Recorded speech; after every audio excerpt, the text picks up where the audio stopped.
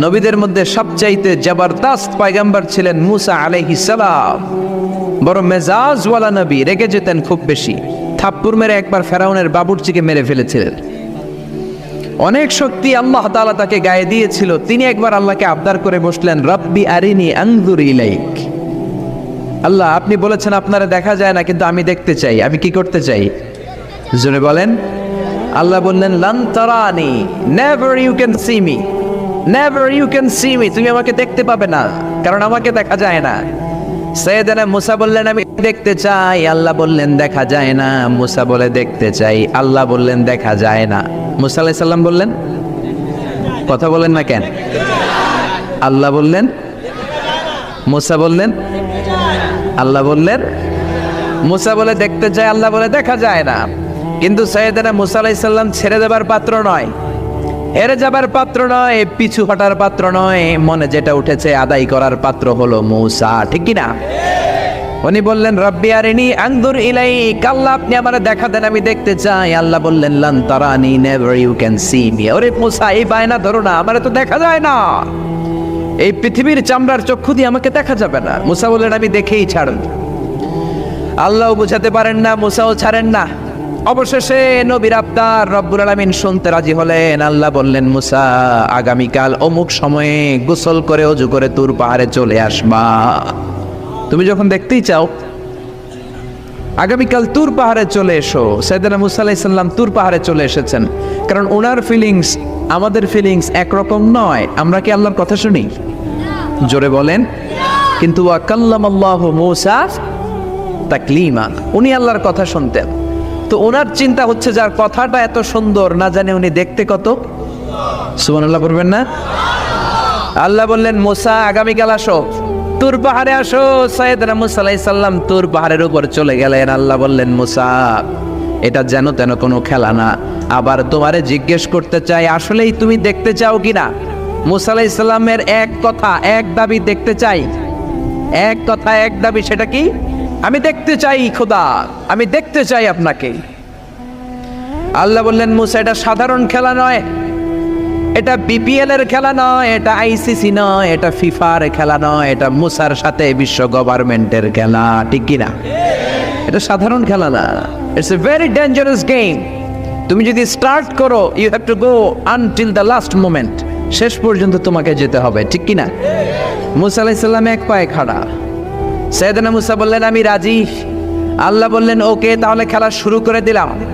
ও মুসা, তুমি দাঁড়িয়ে থাকো, খেলা এখন শুরু হয়ে যাবে।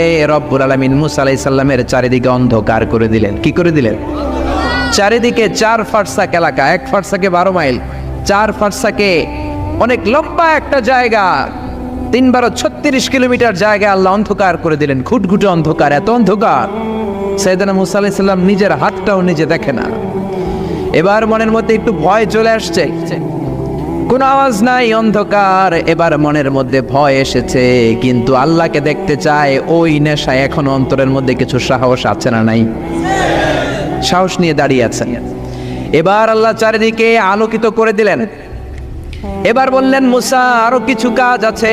তোমার চারদিকে 4 ফারসাক এরিয়ার মধ্যে কোনো প্রাণী থাকতে পারবে না, কোনো মশা থাকবে না, মাছি থাকবে না, ইঁদুর থাকবে না, ব্যাঙ থাকবে না, পাখি থাকবে না।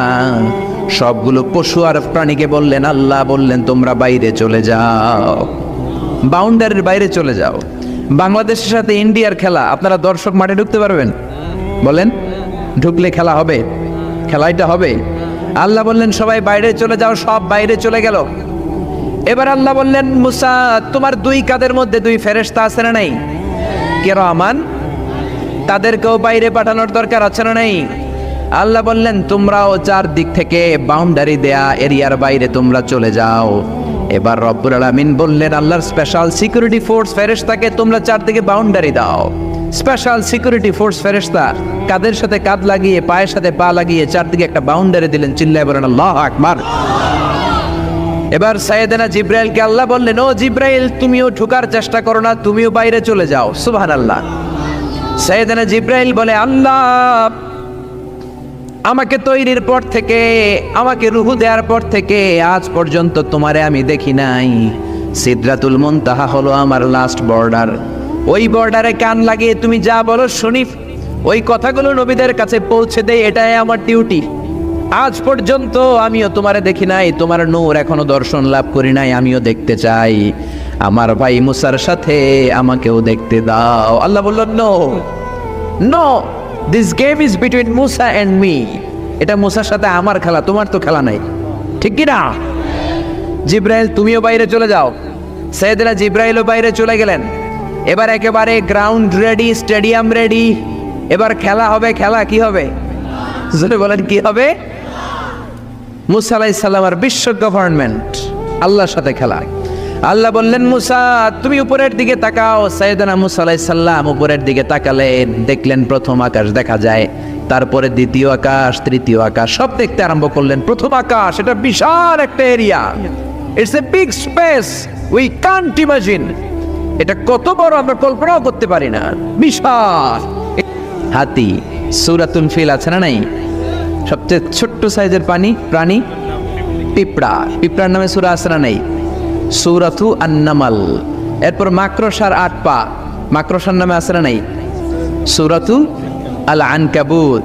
মৌমাছি, মৌমাছির নামে আছে না নাই? সূরাতু আন-নাহাল। নারীদের নামে আছে না নাই? নারীদেরকে আমরা পছন্দ করি বেশি, ঠিক কিনা? বিশ্বনবী পছন্দ করতেন, নারীদের মর্যাদা বেশি, মায়ের মর্যাদা 3 গুণ বেশি বাবার চেয়ে। এজন্য দেশের ক্ষমতায় আমরা নারীদেরকে বসাই দিচ্ছি। যেহেতু ক্ষমতা কয় গুণ বেশি, 3 ডবল যেহেতু মর্যাদা, তো বাবারে বসাবো কেন, মারই বসাই দিলাম। 2 মাই আছে, ঠিক কিনা? এই স্বাধীনতার পর থেকে এই 2 মা। আল্লাহ করে মা দিছে কয়টা? জোরে বলেন। এই 2 মা যদি একটু আদর সোহাগ দিয়ে আমাদেরকে রাখতো, তাহলে বাংলাদেশটা সিঙ্গাপুর হয়ে যেত। চিল্লা এখন, ঠিক কিনা? সিঙ্গাপুরে আমি ছিলাম কিছুদিন, আমার প্রোগ্রাম ছিল। এবছর গিয়েছিলাম ব্যাংককে, থাইল্যান্ড। তো ওদের দেশের একটা নিয়ম আছে, সেটা হচ্ছে ম্যারিটোক্রেসি। দেশের সব নিয়োগগুলো মেরিটের ভিত্তিতে হবে, যোগ্যতার ভিত্তিতে। চাচা খালুর টেলিফোনে নয়। কিন্তু আমাদের দেশে মামা খালুর ফোনে চাকরি আছে না নাই? সিঙ্গাপুরে নাই। এই সিঙ্গাপুরটা গোটা বিশ্বে পরিচিত ছিল জেলেপাড়া হিসেবে। জেলেপাড়া মাছ ধরতো, কি ধরতো? যেই এলাকাটা মাছ ধরে খেত, এই এলাকাটা এখন গোটা বিশ্বের উন্নত ডেভেলপড কান্ট্রি, দ্য ফার্স্ট ওয়ার্ল্ডের একটা অন্যতম দেশ। চিল্লায় বলেন, ঠিক কিনা? গোটা বিশ্বের মানুষগুলো ট্যুরিজমের জন্য সেখানে যায়। চমৎকার চমৎকার ট্যুরিস্ট অ্যাট্রাকশন তারা সেখানে করে রেখেছে। ওদের ছোট্ট একটা দেশ, একটা শহর নিয়ে একটা দেশ। আমাদের এতগুলো জেলা, 64টা জেলা, ওদের এতগুলো জেলা নাই, একটা মাত্র জেলা। ওই জেলার নামেই শহর, জেলাটার নাম সিঙ্গাপুর। মূলত এটা এসেছে ইন্ডিয়ান শব্দ সিংহপুর থেকে। আগে ওখানে সিংহ থাকতো, সিংহপুর থেকে সিঙ্গাপুর। যেহেতু জায়গা কম, সেহেতু তারা 3টা সিঙ্গাপুর বানিয়েছে, উপরে একটা, মাটির নিচে আরো 2টা। আপনি মাটির নিচে গেলে অবাক হয়ে যাবেন, মাটির নিচে আরো 2 সিঙ্গাপুর। সব ট্রেনগুলো, সব গাড়িগুলো মাটির নিচ দিয়ে চলে, উপরেও কিছু আছে। তো বাংলাদেশে এরকম হতে পারতো যদি আমরা ভালো ভালো নেতা পেতাম। জোরে বলেন, ঠিক কিনা? আমরা স্বাধীনতা পেয়েছি, কিন্তু স্বাধীনতার মজা আমরা পাই নাই। 71-এ আমাদের উপর জুলুম করেছে পাক হানাদার বাহিনী, আর 71-এর পর আমাদের উপর জুলুম করছে আমাদের ভোট দেয়া নেতারাই। চিল্লায় বলেন, ঠিক কিনা? এজন্য নেতা বানানোর সময় বুঝে শুনে বানানোর দরকার আছে না নাই? যারা কোরআন পছন্দ করে, ইসলাম পছন্দ করে, আমরা তাদের সাথে আসি না নাই? আপনি কোরআন নিয়ে যদি রিসার্চ করেন, অবাক হয়ে যাবেন। মানুষের নামে আল্লাহ সূরা দিলেন, প্রাণীর নামে সূরা দিলেন, চাঁদের নামে সূরা দিলেন, সূর্যের নামে সূরা দিলেন। কি অবাক করা কাণ্ড! দেশগুলো হচ্ছে 30 ভাগ আর সাগর হচ্ছে 70 ভাগ। চিল্লায় বলেন আল্লাহু আকবার। তার মানে এই পৃথিবীর তুলনায় কত ছোট্ট একটা জায়গায় এই সূর্যপুরে আমরা বসে আছি। কত নগণ্য আমি, কত ক্ষুদ্র আমি, কত ছোট্ট আমি, ঠিক কিনা? এই পৃথিবীটা হচ্ছে আমাদের সৌরজগতের অনেকগুলো গ্রহের মধ্যে থেকে ছোট্ট সাইজের একটা গ্রহ। এই যে সূর্যের আলো আমরা প্রতিদিন পাই, যেটার আলো প্রায় 8 মিনিট 20 সেকেন্ড ব্যয় করে আমাদের দিকে আসে, সেকেন্ডে 1,86,000 মাইল বেগে। এই সূর্যটা এত বিশাল পৃথিবীর চাইতে 13 লক্ষ গুণ বড়। আরো আসতে বলেন সুবহানাল্লাহ। সূর্যই কি পৃথিবীর সবচাইতে বড় সাইজের তারা? নো, সূর্যের চেয়েও অনেক বড় তারা আছে। ব্যাটেলজিউস নামে একটা তারা আছে, যেই তারাটা, যে সূর্য পৃথিবীর চেয়ে 13 লক্ষ গুণ বড়, ওই ব্যাটেলজিউস তারা সূর্যের চেয়ে 33 কোটি গুণ বড়। তার মানে এই না ব্যাটেল জিউসি পৃথিবীর সবচেয়ে বড় তারা। সূর্যের পরে পৃথিবীর সবচেয়ে কাছের তারার নাম হচ্ছে প্রক্সিমা সেন্টরাই, তারপরে আলফা সেন্টরাই এ, আলফা সেন্টরাই বি, এটা ক্যারিনা, ব্যাটেল জিউস, এরকম করতে করতে এক একটা তারা বিশাল বড়। এই সবগুলো তারা মিলে আমাদের গ্যালাক্সি। আমাদের গ্যালাক্সিতে অনেকগুলো তারা। আমাদের গ্যালাক্সির নাম হচ্ছে মিল্কি ওয়ে। এর মানে এই নয় মহাবিশ্বে মাত্র একটা গ্যালাক্সি। বিজ্ঞানীদের ধারণা প্রথম আকাশের নিচে প্রায় 400 বিলিয়ন গ্যালাক্সি রয়েছে। চিল্লায় পড়েন আল্লাহু আকবার। এরকম হাজারো গ্যালাক্সি নিয়ে আমাদের ইউনিভার্স, এরকম হাজারো ইউনিভার্স গোটা বিশ্বে আছে না নাই? এই সবগুলোকে প্রথম আসমানের নিচে রেখে আসমানটাকে সুশোভিত করেছে কে? সাইয়েদনা মুসা আলাইহিস সালাম প্রথম আসমানের দিকে তাকালেন, ওনার চোখের পাওয়ার বাড়িয়ে দিল কে? উনি এই গ্যালাক্সি দেখতে আরম্ভ করলেন, ব্ল্যাক হোল দেখতে আরম্ভ করলেন, ইউনিভার্স গুলো দেখতে আরম্ভ করলেন, ডিফারেন্ট ল অফ নেচার নিয়ে যত ইউনিভার্স আছে তিনি দেখলেন। তারপরে দ্বিতীয় আকাশ, একটার চাইতে আরেকটা বড়, একটার চেয়ে আরেকটা বড়। আমরা কিন্তু প্রথম আকাশ দেখি না। নাসার বিজ্ঞানীরা আজীবন গবেষণা করেও প্রথম আকাশের নাগালে যেতে পারবে না। তারা যেখানে যায় এটা হচ্ছে প্রথম আকাশের মহাশূন্য। এটা কি? প্রথম আকাশের মহাশূন্য, তারপরে প্রথম আকাশ, তারপরে দ্বিতীয় আকাশের মহাশূন্য, তারপরে দ্বিতীয় আকাশ, তারপরে তৃতীয় আকাশের মহাশূন্য, তারপর তৃতীয় আকাশ। একটার চাইতে আরেকটা বড়। কত বড়? বিশ্বনবী বললেন তোমার হাতের আংটিটা, কোনটা? আংটিটা যদি সাহারা মরুভূমিতে ফেলে দাও, তাহলে সাহারা মরুভূমির তুলনায় তোমার আংটি যত ছোট, আল্লাহর দ্বিতীয় আকাশের তুলনায় আল্লাহর প্রথম আকাশটা ঠিক তত ছোট। এভাবে তৃতীয় আকাশ আরো বড়, চতুর্থ আকাশ আরো বড়। সাইয়েদনা মুসা আলাইহিস সালাম দেখলেন 7 আকাশ দেখলেন। তারপরে তিনি দেখলেন সিদরাতুল মুনতাহা দেখা যায়, সেখান থেকে দেখলেন 4টা ঝর্ণা, 4টা নদী, 2টা জান্নাতে ঢুকেছে, 2টা নদী সিদরাতুল মুনতাহা থেকে দুনিয়ায় এসেছে। একটা নদীর নাম হলো মিশরের নীল নদী, আরেকটা হলো ইরাকের দজলা নদী। সুবহানাল্লাহ। তারপরে নজর করে তাকালেন, সেখানে দেখলেন তিনি কোরআনের বাড়ি দেখা যায়। বাল হুয়া কুরআনুম মাজিদুন ফি লাওহিম মাহফুজ। নাম শুনেছেন? লাওহে মাহফুজ কার বাড়ি? কোরআনের বাড়ি। লাওহে মাহফুজ কার বাড়ি? নজর করে দেখে কোরআনের বাড়ি দেখা যায়। সাইয়েদনা মুসা আলাইহিস সালামের চোখের পাওয়ারকে বাড়িয়ে দিয়েছে কে? ওনার চোখের মেকানিজম, মেগাপিক্সেলকে প্রখর করে দিয়েছে কে? তারপরে নজর করে দেখলেন বাইতুল মামুর দেখা যায়, যেই বাইতুল মামুর হলো ফেরেশতাদের কিবলা। আমরা হাজে গেলে, উমরায় গেলে আল্লাহর ঘরকে সেন্টারে রেখে চারদিকে তাওয়াফ করি, লাব্বাইক আল্লাহুম্মা লাব্বাইক বলে আল্লাহরে ডাকি। ফেরেশতারা এই কাবার চারদিকে তাওয়াফ করে না, তাদের জন্য আরেকটা ঘর, আল্লাহর বানানো আরেকটা ঘর 7 আকাশের উপর আছে না নেই? সেটার নাম হচ্ছে আল বাইতুল মামুর। সব ফেরেশতারা সেখানে তাওয়াফ করে, একবার করে ঢুকে 70,000 জন। একবার যারা ঢুকার চান্স পায় কিয়ামত পর্যন্ত দ্বিতীয়বার চান্স তার কপালে জুটবে না। সুবহানাল্লাহ। তারপরে তিনি নজর করে দেখলেন আরশ দেখা যায়, কুরসি দেখা যায়। তারপরে নজর করে সাইয়েদনা মুসা আলাইহিস সালাম দেখলেন আল্লাহর 70,000 নূরের পর্দা দেখা যায়। 70,000 নূরের পর্দা দেখা যায়। সেখান থেকে আল্লাহ গায়বী আওয়াজ দিয়ে বললেন, মুসা লাস্ট ডেস্টিনেশনে চলে এসেছো, একেবারে ফাইনাল গেট। এই গেটের পরে আর ফিরে যাওয়ার কোনো জায়গা নাই। শেষবারের মতো জিজ্ঞেস করি, খেলা কি চলবে নাকি থামিয়ে দেব? সাইয়েদনা মুসা বলে চলবে। সাইয়েদনা মুসা বললেন কি চলবে? কি সাহস ওনার, কি শক্তি ওনার, কি মেধা ওনার, কি কিউরিসিটি ওনার, কি অদম্য আগ্রহ ওনার। উনি বললেন খেলা চলবে। এত দূর এসেছি, পিছনে ফেরত তাকানোর মানুষ আমি নই, ঠিক কি না? আল্লাহ বললেন মুসা তাহলে ঠিক আছে, খেলা শুরু হয়ে যাবে, একটু শক্ত হয়ে দাঁড়াও। সুবহানাল্লাহ পড়েন। এই প্রথম আল্লাহ তার নূরের তাজাল্লির ফোকাস পৃথিবীতে ঠেলে দিবেন, এর আগে পড়ে নাই। আল্লাহু আকবার। সাইয়েদনা মুসা আলাইহিস সালাম শক্ত হয়ে দাঁড়ালেন। ফালাম্মা তাজাল্লা রাব্বুহু জাআলাহু দাক্কা ওয়া খাররা মুসা সাইকা। ফালাম্মা তাজাল্লা রাব্বুহু লিল জাবাল। আল্লাহ বললেন মুসা তবে একটা কথা শুনে রাখো, এত দুর্বল করে তোমাদের বানিয়েছি। ওয়া খুলিকাল ইনসানু দাঈফা। মানুষ কি সবল নাকি দুর্বল? সবল না দুর্বল? দুইবার পাতলা পায়খানা হইলে চেহারার দিকে আর তাকানো যায় না, ঠিক কিনা? আজকের জান্নাতুন নাইম এপ্রিল বিশ্ব সুন্দরী, 20 বছর পরে বিশ্ব পেতনিও না, ঠিক কিনা? অসুস্থ হলে মানুষ দুর্বল হয়ে যায়, বিপদ আসলে মানুষ কাবু হয়ে যায়, বয়সের ভারে মানুষের চামড়াগুলো ঝুলে যায়। মানুষ কি সবল নাকি দুর্বল? জোরে বলেন, সবল নাকি দুর্বল? সে আল্লাহ বললেন, গোলাম চাইতে হবে শুধু আমার কাছে। সব নবীরা এইভাবে দোয়া করেছেন। সাইয়েদনা ঈসা আলাইহিস সালাম দোয়া করেছেন, আল্লাহ আপনার কাছে আমি দোয়া করি আমারে আপনি শেষ নবী বানায়া দেন। কোন নবী? জোরে বলেন। এটা কি সম্ভব? কারণ শেষ নবী একজন আছে না নাই? কি নাম? সবাই বলেন কি নাম? মুহাম্মদ সাল্লাল্লাহু। আল্লাহ বললেন, না না, উল্টা পাল্টা আবদার করো না, ওই নবুয়তি দিয়ে দেয়া হয়েছে। ঈসা বললেন, ওকে, আমি পড়েছি ইনজিলের মধ্যে ওই নবীর উম্মতদের এত মর্যাদা, বনি ইসরায়েলের অনেক নবীর চাইতে নাকি উম্মতে মুহাম্মাদের মর্যাদা অনেক বেশি হবে। আল্লাহ শেষ নবী আমাকে বানালেন না, ওকে, কিন্তু আমার উম্মতকে ওই উম্মত বানান। আল্লাহ বলেন, নো, ওইটাও দেয়া হয়ে গেছে। পাবে কে? বিশ্বনবী পাবে।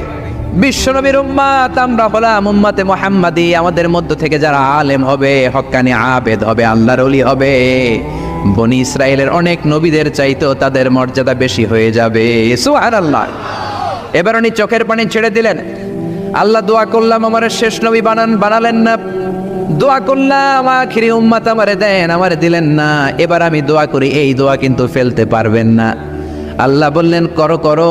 সাইয়েদনা ঈসা বললেন, আল্লাহ তাহলে আপনি আমাকে এই পৃথিবীর মধ্যে ওই নবীর উম্মত করে আরেকবার দুনিয়াতে পাঠানো লাগবে। সুবহানাল্লাহ। কবুল করে নিল কে? পৃথিবীতে একজন নবী এখনো মরে নাই। কি নাম? ঈসা আলাইহিস সালাম। উনি আসবেন ইমাম মাহাদির 7 বছর যখন হবে, তার গভর্নিং 7 বছর চলে যাওয়ার পরে আসবেন। ঈসা আলাইহিস সালাম যখন আসবেন, এসে দাজ্জালকে, অ্যান্টি খ্রাইস্টকে নিজ হাতে হত্যা করবেন। চিল্লায় বলেন ঠিক কিনা? এটা ছিল ঈসা নবীর দোয়া। এবার বিশ্বনবী কোন দোয়া করেছেন জানার দরকার আছে না নেই? বিশ্বনবী বলেন, লিকুল্লি নাবিয়িন দাওয়াতুন মুস্তাজাবা। প্রত্যেক নবীর জন্য একটা করে দাওয়া মুস্তাজাবা আছে। আলেম যারা আছেন তারা বুঝবেন, দাওয়া মুস্তাজাবা মানে এমন দোয়া যেটা কবুল হয়ে যায়। দোয়া করলেই, কথা বলেন, দোয়া করলেই কবুল।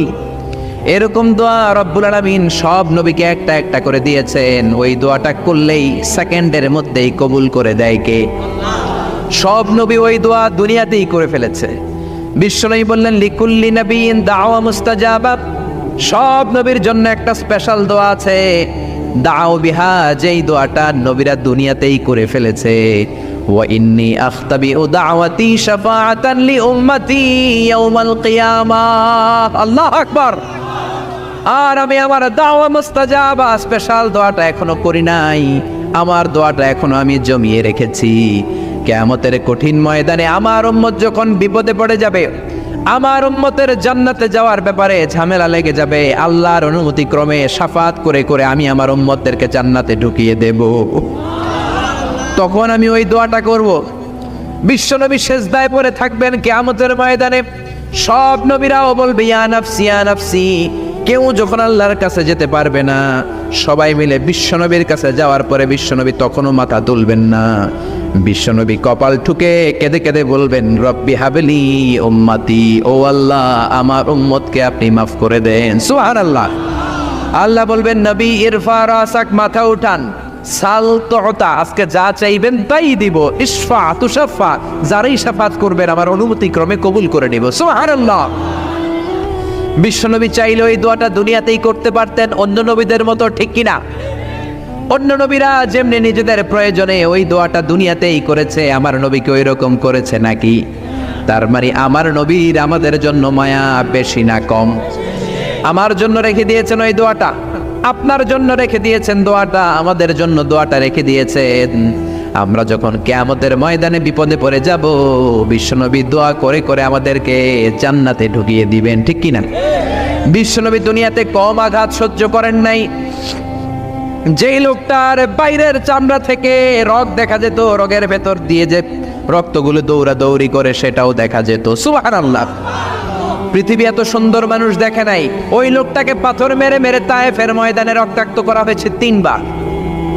আমি দেখে এসেছি এবার জায়গাটা। একবার আহত হলেন, আবার উঠলেন, আবার পাহাড়ের কাছে গেলেন, আবার মারা হলো, আবার পাহাড়ের ওই পাশে গেলেন, আবার মারা হলো। 3 বার পাথর মারা হলো। বিশ্বনবী নিজের কোনো প্রয়োজনে, নিজের স্বার্থের জন্য যান নাই, তায়েফবাসীদের জান্নাত নিশ্চিত করার জন্য, তাদের ভালোর জন্য, তাদেরকে দাওয়াত দেওয়ার জন্য গিয়েছেন। তারপরও মাইর আসানা নাই, তখনও বিশ্বনবী দোয়া করেন নাই। ওই দিন যদি দোয়া করতেন, আল্লাহ তায়েফবাসীদেরকে আপনি শেষ করে দেন, সেকেন্ডের মধ্যে পুরো তায়েফকে পাউডার করে দিতে পারতো কে? উহুদের ময়দানে তীর এসে বিশ্বনবীর দাঁতের মধ্যে বিঁধে গেল, ঝরঝর করে রক্ত ঝরলো। ওই কঠিন দিনেও বিশ্বনবী ওই দোয়াটা করেন নাই, ঠিক কিনা? বদরের ময়দানে 313 জন সাহাবী নিয়ে বিশ্বনবী চোখের পানি ছাড়ছেন। আবু বকর বলেন, ইয়া রাসূলুল্লাহ, ইয়া হাবিবাল্লাহ, মাথা উঠান, আপনি এমন ভাবে দোয়া করেছেন, আমার মন সায় দেয়, আমার মন বলে আজকের দোয়া আল্লাহ ফেরাবে না, ওঠেন।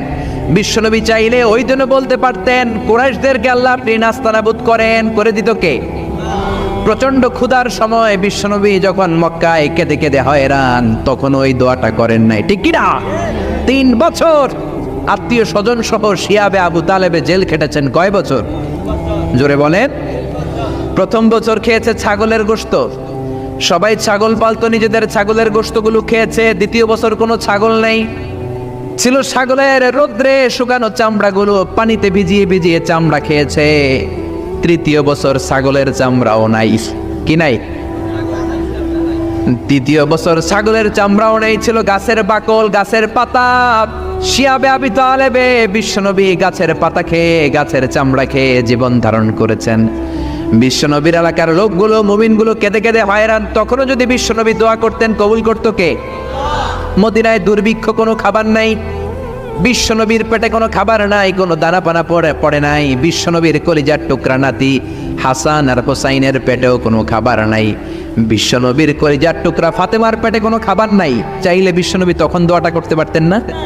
বিশ্বনবী মসজিদে নববীতে জোহরের নামাজ পড়ে হাসান হুসাইনকে দেখতে গেলেন, যে দেখে ফাতেমা রান্না করে। আসলে কি রান্না করে? চুলার মধ্যে পাতিল দিয়ে পানি গরম করে আর হাসান হুসাইনকে বুঝ দেয়, ঠিক কিনা? বিশ্বনবীর পায়ের আওয়াজ শুনে ঘুমন্ত হাসান আর হুসাইন জেগে গেল। দৌড়ে এসে নানাজিকে ঝাপটে ধরে ডেকে বলে, নানাজি, গতকাল কেন দেখতে আসলেন না? আজকে দুপুর হয়ে গেল, বিকেল হয়ে যাচ্ছে, এখন বুঝি আপনি দেখতে আসার সময় হলো? বিশ্বনবী বললেন, হাসান হুসাইন, এই তো এইমাত্র জোহরের নামাজ পড়ে আসলাম, তোমাদের খোঁজ খবর নিতে এসেছি। হাসান আর হুসাইন বলল, কি খোঁজ খবর নিবেন? খোঁজ খবর নেওয়ার আগে একটা বিচার করে দেন। বিচার? আপনি তো আহকামুল হাকিমিন, সব চাইতে বড় বিচারকের সব চাইতে বড় নবী, ইনসাফওয়ালা নবী। আপনার কাছে বিচার দিয়ে কেউ কোনোদিন বিচারে ঠকে নাই, ঠিক কিনা? আপনি একটা বিচার করেন। বিশ্বনবী বললেন, কিসের বিচার? হাসান বলে, নানাজি, আপনার মেয়ের নামের বিচার, ফাতেমার নামের বিচার। বিশ্বনবী বললেন, ও হাসান, আমার মেয়ে ফাতেমার আবার কি বিচার? কি অপরাধ আমার ফাতেমার? হাসান হুসাইন চোখের পানি ছেড়ে দিয়ে ডেকে বলে, নানাজি, আপনার মেয়ে আমাদেরকে খাবার দেয় না কেন? খাবার দেয় না কেন? বিচার দিলাম, গতকাল সারাদিন বলেছে রাত্রিবেলা খাবার দিবে, রাতে খাবার দেয় নাই। আমাদেরকে বলেছে তোমরা ঘুমিয়ে যাও, আমি রান্না করি, সকালে দিব। ঘুমিয়ে গেলাম, সকালবেলায় খাবার চাইলাম, আপনার মেয়ে ফাতেমা তখন আমাদেরকে খাবার দেয় না। দাদা, আমরা ছোট্ট 2টা মানুষ ক্ষুধার জ্বালায় বেহুশ হয়ে যাই, আর সহ্য করতে পারি না, আপনার মেয়ে খাবার দেয় না। দুপুর হয়ে গেল, 2 জনে কান্নাকাটি করে, আপনার মেয়ে এখন পর্যন্ত আমাদেরকে খাবার দেয় নাই। আমরা 2 জন তো আর সহ্য করতে পারি না, কেন আপনার মেয়ে আমাদের সাথে এমন করে? আপনার কাছে বিচার দিলাম, আপনি বিচার করেন। বিশ্বনবী আর কি বিচার করবেন? ধা ধা করে বিশ্বনবী চোখের পানিগুলো ছাড়েন, হুসাইনকে জড়িয়ে ধরলেন, হাসান রে জড়িয়ে ধরলেন, ডেকে বললেন, হাসান রে, কাছে আয়।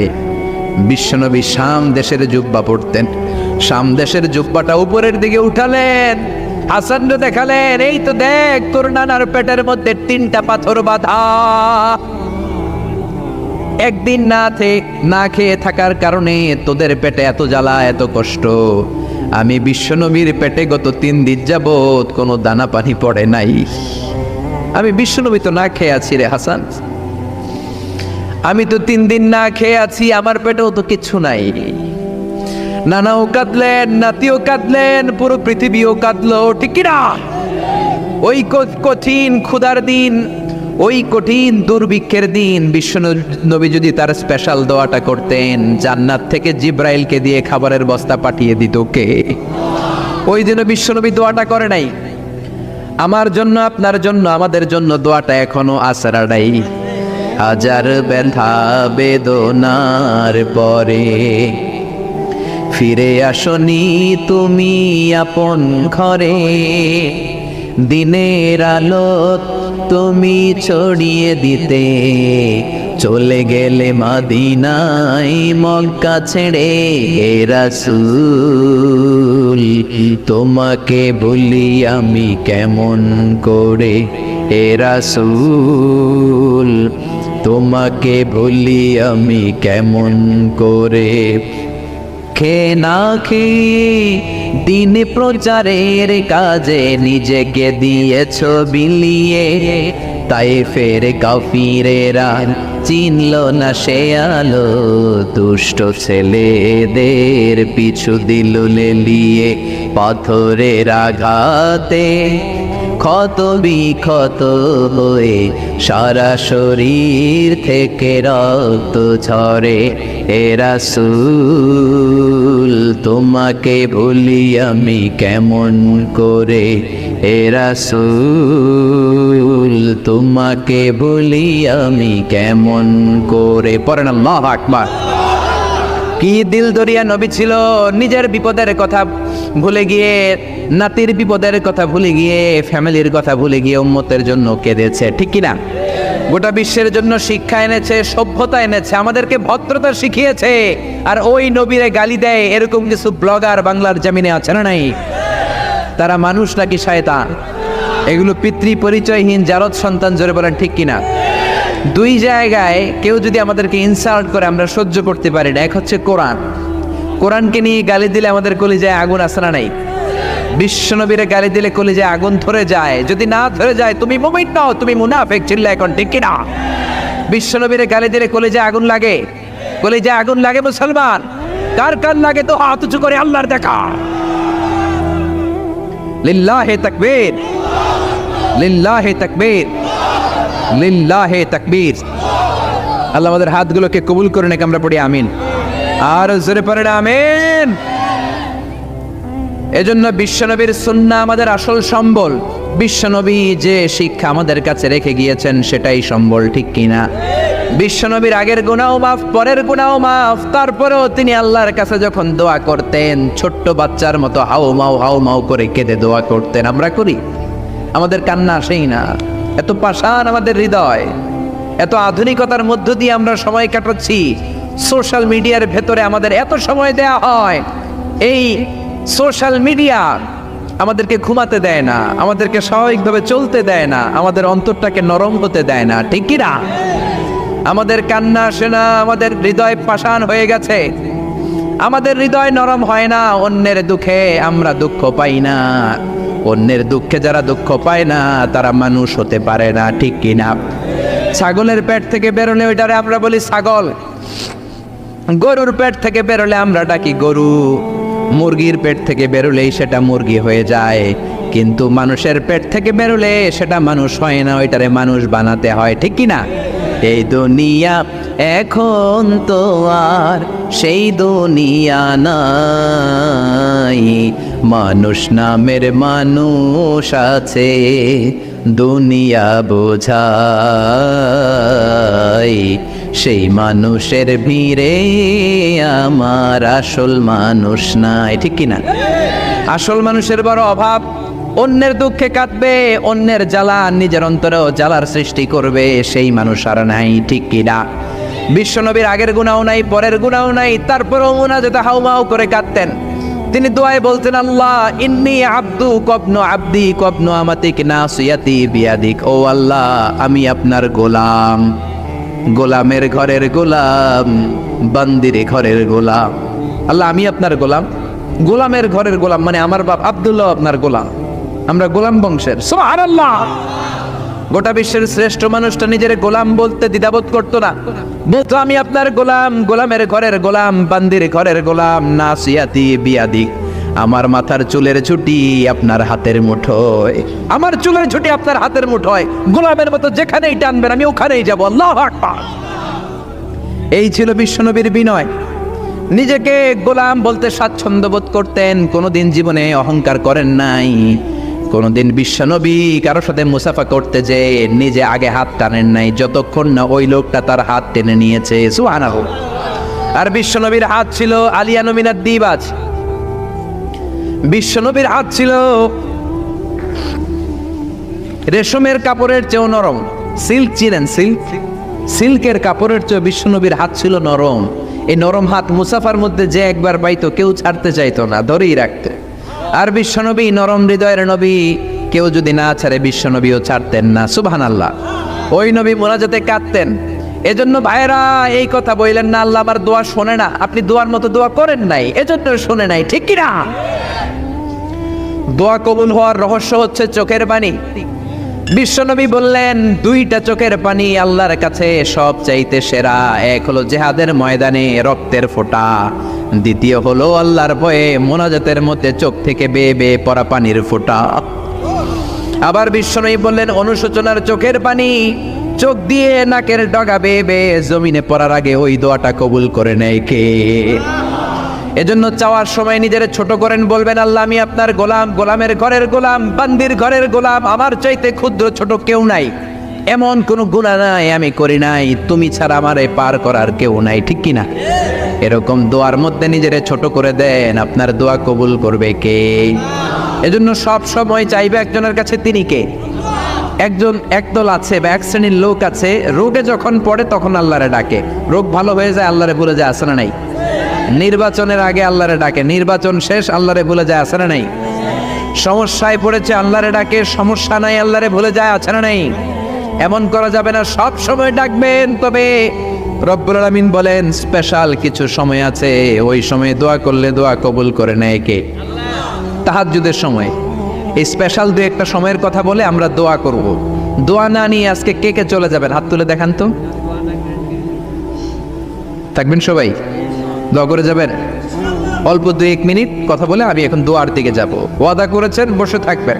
ওয়াদার খেলাফ করা কি মুমিনের আলামত না মুনাফিকের? আমরা একসাথে দোয়া করে আজকে এখান থেকে বিদায় নিব। পড়েন ইনশাআল্লাহ। তাহাজ্জুদের সময় দোয়া করবেন। ওয়া মিনাল লাইলি ফাতাহাজ্জাদ বিহি নাফিলাতান লাকা আসা আইয়াবআসাকা রাব্বুকা মাকামাম মাহমুদা। তাহাজ্জুদের নামাজ পড়লে আপনার মর্যাদা বাড়ায় দিবে কে?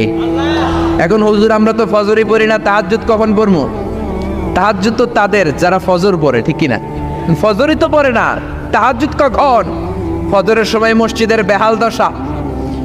ফজরের সময় যত মসজিদে নামাজ পড়লাম খালি মুরব্বী চাচাদেরকে পাওয়া যায়, ইয়াং ছেলেরা নাই। ফজরের নামাজ মুরব্বীদের জন্য নয়, ফজরের নামাজ তোমাদের মতো ইয়াংস্টার যারা আছো তাদের জন্য, ঠিক কি না?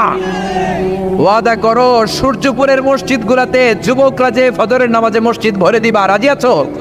রাজি আছো যুবকেরা? এই যৌবন বয়সের ইবাদত আল্লাহর কাছে সবচাইতে প্রিয়। খেয়াল করে বোঝার চেষ্টা করো। যুবক বয়সে যদি গভর্নমেন্ট সার্ভিস করো, বার্ধক্যে উপনীত হলে পেনশন আছে না নাই? অনুরূপভাবে যুবক বয়সে যদি ইবাদত করো, বার্ধক্য অবস্থায় ইবাদত করতে না পারলেও পেনশনের হিসাবে তোমার আমলনামায় সওয়াব দিয়ে দিবে কে? এজন্য যুবক বয়সের ইবাদত আল্লাহর কাছে প্রিয়। মসজিদ তখন ধরে যখন আর কাজ করার সুযোগ নাই। মসজিদে তখন যায় যখন কেউ চাকরিতে নেয় না। মসজিদে তখন যায় যখন ঘরের কেউ তার সাথে কথা বলতে চায় না, মানে বয়স হয়ে গেছে 70। তখন দাড়ি রাখে যখন শেভ করতে গেলে হয় গাল কাটবে নয় ব্লেড ভাঙবে, ঠিক না? এজন্য যুবক বয়সে মসজিদে যাও। এখন তোমাদের রক্ত গরম, যা চাও তোমরা তাই করতে পারো। যেই মুরব্বী বাবাদের দাড়িগুলো পাকা হয়ে গিয়েছে তারাও তোমাদের মতো ওই বয়সটা পার করে এসেছে, ঠিক কি না? দুদিনের দুনিয়া, অল্প কয়েকটা বছরের ব্যবধানেই তোমার চুলো পাকতে শুরু করবে। তোমার এই রক্ত গরম শরীরটাও ঠান্ডা হয়ে যাবে।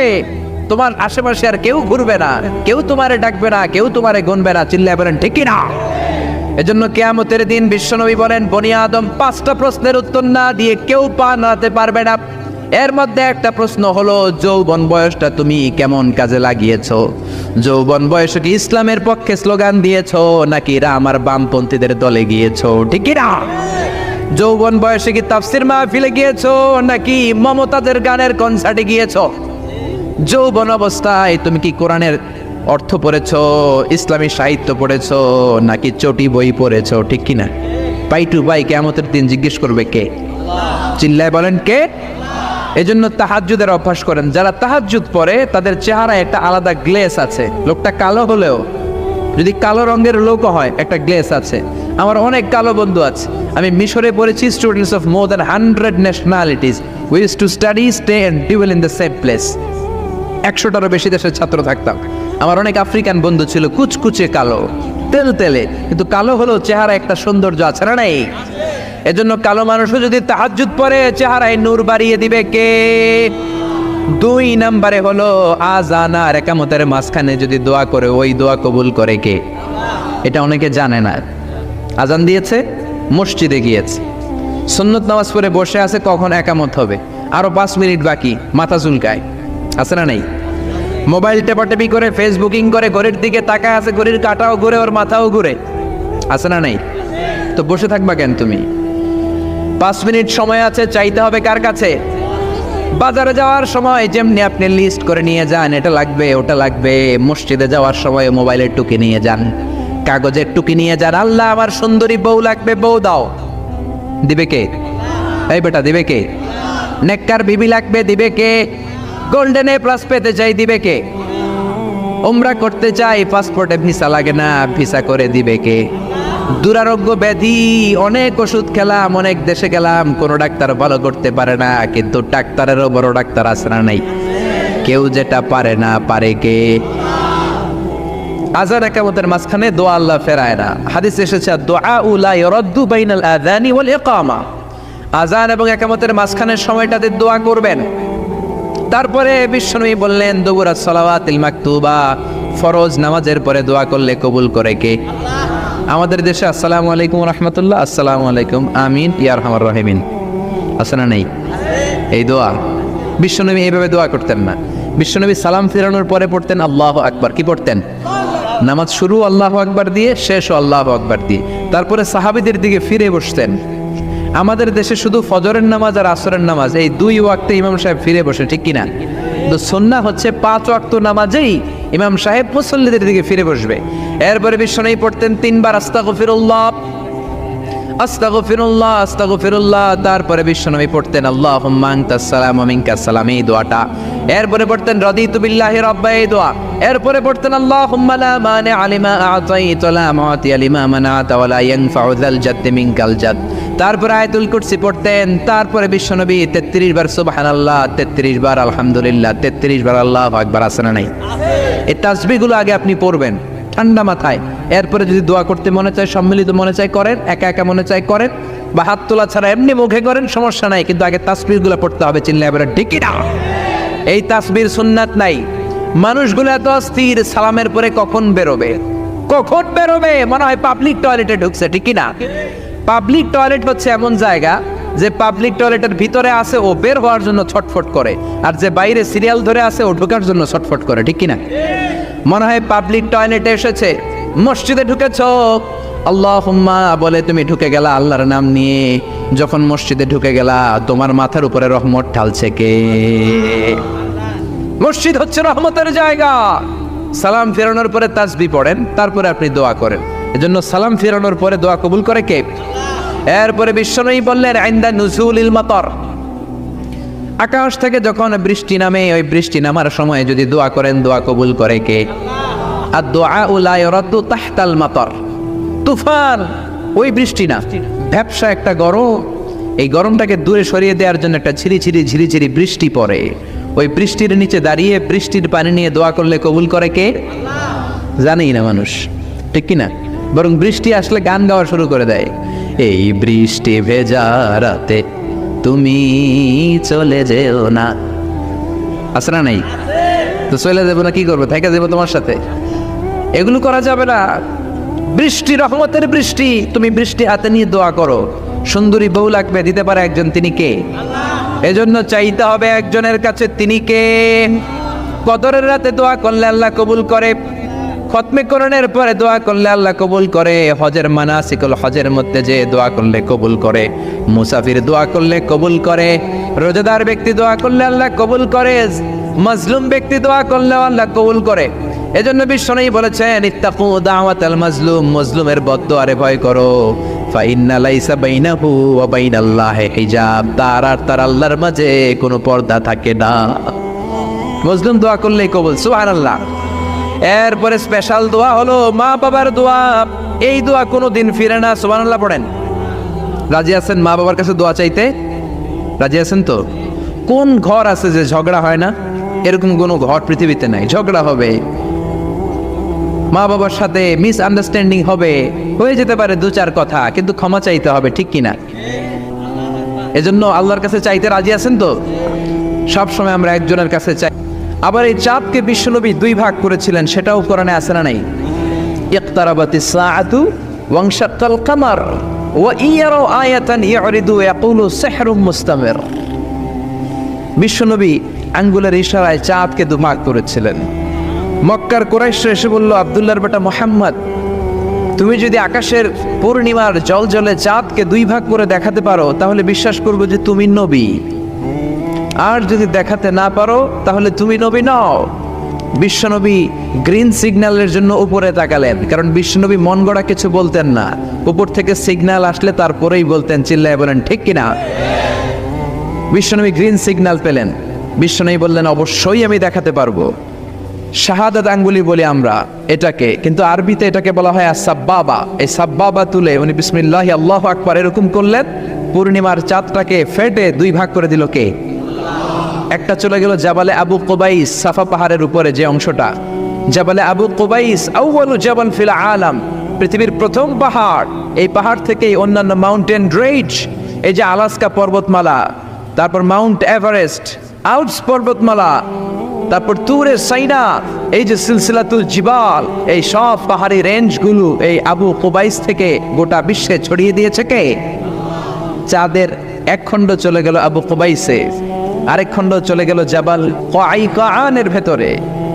মক্কার লোকেরা দেখে তো অবাক, কি আজীব তামাশা, চাঁদকে দুই ভাগ করে ফেললো, আবার এই চাঁদকে মিলিয়ে দিল।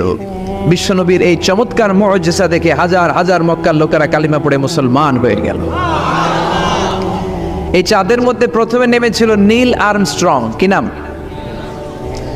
মহাকাশে যাওয়ার আগে তার আগে কুকুর পাঠিয়েছিল একটা, নাম হচ্ছে কি? লাইকা। লাইকা নামে একটা কুকুর পাঠিয়েছে, যে মরলে আগে কুত্তায় মরুক, আমরা বেঁচে থাকি, ঠিক কিনা? নাসার বিজ্ঞানীরা আগে কুকুর পাঠিয়েছে, পাঠানোর পরে দেখেন না সে বেঁচে থাকে না, কারণ আপনি মাধ্যাকর্ষণ শক্তির বাইরে গেলে ওখানে কোনো বাতাস নাই, ওখানে কোনো আওয়াজ নাই, ওখানে কোনো অক্সিজেন নাই, বাঁচার পরিবেশও নাই। চিল্লায় বলেন ঠিক কিনা? তারপর গেল ভ্যালেন্টিনা তেরেস্কোভা, প্রথম নভোচারী। এদের সাহসের এই ধারাবাহিকতায় 1969-এ অ্যাপোলো 11 নামে একটা স্পেস শাটল দিয়ে নাসার সেই স্টেশন থেকে নীল আর্মস্ট্রং, এডউইন অলড্রিন আর মাইকেল কলিন্স তিন বন্ধু মিলে একটা স্পেস শাটল দিয়ে চলে গেল চাঁদে। চাঁদে তারা নামলো, দীর্ঘ সফর, প্রচন্ড ক্ষুধা, খাওয়ার কিছু নাই, পকেটে ছিল চকলেট, চকলেট তারা খেলো। ইউনাইটেড স্টেটস অফ আমেরিকার পতাকা তারা সেখানে গেড়ে দিল। নীল আর্মস্ট্রং খেয়াল করে দেখে চাঁদের এই মাথা থেকে ওই মাথার মাঝখানটাতে ফাটা। ফাটিয়েছে কে? চিল্লায় বলেন কে? সে পরবর্তীতে পৃথিবীতে এসে বিশ্বনবীর বায়োগ্রাফি পড়ে জানতে পেরেছে এটা বিশ্বনবী আঙ্গুলের ইশারায় ফাটিয়েছিলেন। পড়েন আল্লাহু আকবার। আবার চাঁদের মধ্যে সে একটা মিউজিক শুনতে পেল। কি শুনতে পেল? চমৎকার একটা মিউজিক, কিন্তু পৃথিবীতে এসে কোথাও এই মিউজিক সে পায় না, কোথাও এই মিউজিকের ক্যাসেট অ্যালবাম খুঁজে পায় না।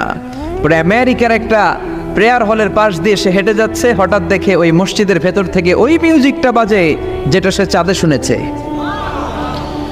মসজিদে ঢুকে দেখে একজন লোক কানের মধ্যে দুই হাত দিয়ে এই মিউজিকটা বাজায়। আসলে এটা কি মিউজিক না আজান? চিল্লায় বলেন মিউজিক না আজান?